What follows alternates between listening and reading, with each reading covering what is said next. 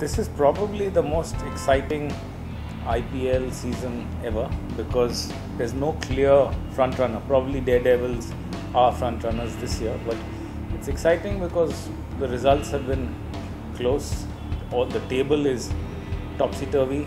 Any day, anyone can jump from 5 slots or jump down 4 slots. So it's exciting from that point of view.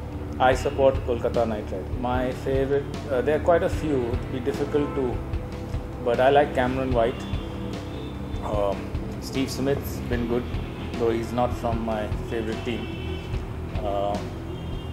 The Knight Riders side, Narayan is exciting, and I like Manoj Tiwari. I think KKR, if they don't win, they'll at least come close. Definitely in the knockout stages. On paper, KKR is, in my opinion, the second best team to Delhi Daredevils. Chris Gayle or Kieron Pollard, they hit sixes at will. They are the best six hitters. I think from the joy of playing a sport, football is bigger than cricket. Kids enjoy playing football more than they enjoy playing cricket. Today, cricket has become a career option. Parents want their sons to be the next Tendulkar or Ganguly or Dravid or even a Yusuf Pathan or Irfan Pathan. There are too many stories of boys from small towns making it big.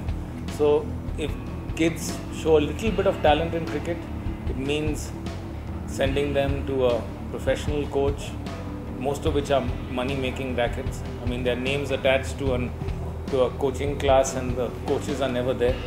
So kids don't really enjoy it because in this heat, they're playing 5 hours or 6 hours of cricket every day.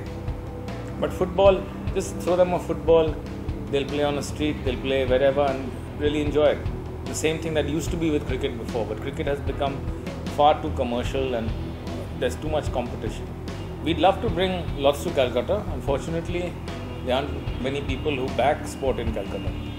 There aren't enough sponsors. We are based out of Calcutta because we all sportsmen from Calcutta who work together, but there are very few people who are interested in promoting sport in Calcutta. So we do very little work in Calcutta, to be completely honest. We'd love to do more, but I think cricket is well taken care of by BCCI, which is a very rich body, so there's not much we can contribute there, though I do love cricket. But I think if Sourav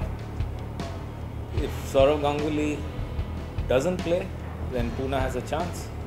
If Sourav Ganguly plays, then like he has in the last 3 or 4 matches, he'll hand it over to KKR on a platter. KKR is a very good team, very well balanced team. Pune is a very good side also, but they're carrying a few people. Ashish Nehra is a misfit on the field. I mean, he showed yesterday he can't move at all. And Sourav Ganguly, like I said, I mean, he just doesn't fit into that side. He might be a great leader. He was a fantastic cricketer, but he's not fit for 2020 and the demands of 2020. I think Michael Clarke would make a fantastic captain. He's got a super side with Steve Smith and Jesse Ryder and Wayne Parnell and Dinda. But I guess it comes down to a bit of an ego thing in Bengal, in Calcutta and whatever. So, but 2020 you can never tell. It's not like one person can't be carried.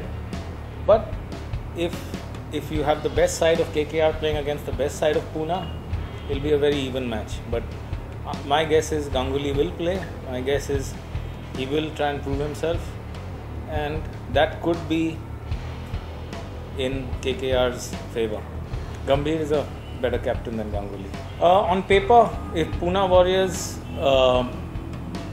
reshuffle their batting order, if they had Jesse Ryder, Manish Pandey, Michael Clarke, Steve Smith and Robin Uthappa batting in that, they could match KKR. But I think a very vital player for the opposition is Ganguly coming in at number 3. I actually hope it does, because I don't like all the hype that's being put into this match.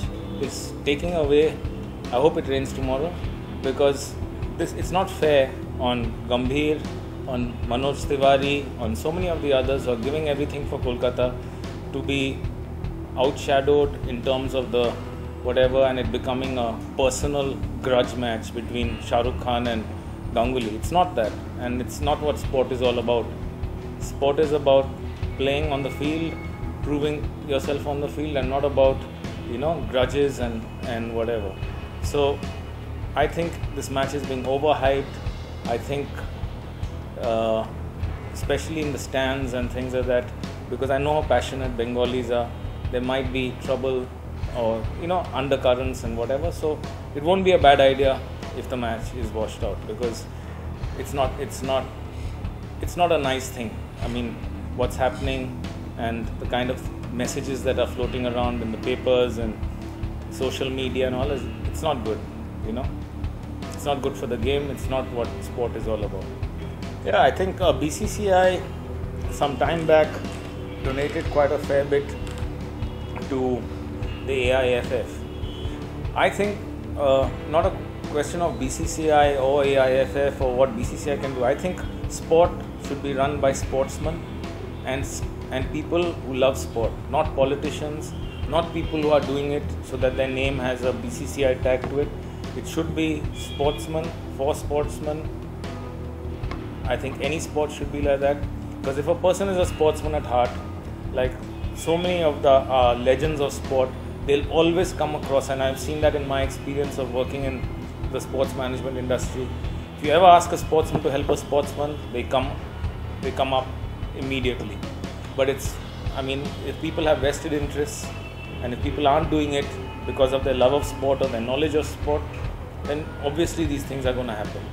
So I believe if BCCI is run by cricketers, former cricketers, and people who have been involved in the business of sports management or whatever and truly love cricket, then I'm sure they'd do something for other sports.